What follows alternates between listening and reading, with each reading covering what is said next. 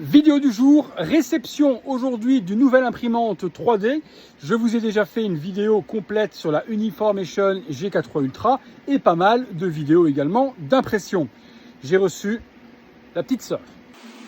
Réception et installation de la GK3 Pro qui se trouve du coup à côté de la GK3 Ultra. Plus petite au niveau du plateau d'impression, plus petite également au niveau de la taille. On voit qu'on n'est pas du tout sur le même gabarit, mais pas plus petite par les performances, puisqu'on est également sur une imprimante 16K, tout comme la GK3 Ultra, un écran ultra puissant pour la polymérisation. Une particularité de cette imprimante ingénieuse, l'écran qui est pivotable, ou du moins inclinable, où l'on peut accéder facilement à toutes les caractéristiques. Je viens de tourner l'unboxing de la machine, tout comme les autres imprimantes. Je la teste pendant une grosse semaine intensivement avec plusieurs prints afin de vous donner un avis concret et factuel. Et comme sur les autres vidéos et à mon habitude, une réalisation entièrement faite avec cette imprimante pour vous montrer ce qu'elle a dans le ventre.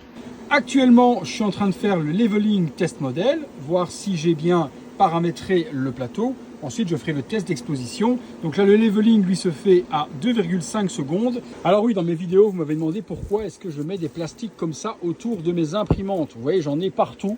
Et même sur les autres marques, c'est pareil. Je les filme de partout. Pourquoi? Parce que lorsque vous ouvrez les capots, vous les ouvrez ici.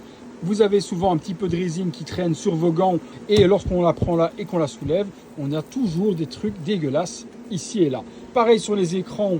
Je laisse les films partout parce qu'on n'est jamais à l'abri d'une dégoulinure. Et même quand on frotte, on arrive toujours à laisser certaines traces et ça fait vraiment dégueulasse.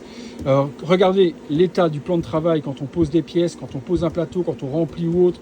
Voilà ce que ça donne. Donc là également, je vais essayer de mettre un traitement dessus pour pouvoir nettoyer ça facilement. Je pense que je vais mettre une nappe en plastique dessus. Comme ça, quand il y a de la résine, je n'ai juste qu'un coup de chiffon à donner et je peux nettoyer beaucoup plus facilement. Ouais, je suis un maniaque de la propreté. Et des imprimantes dégueulasses, c'est juste pas possible pour moi.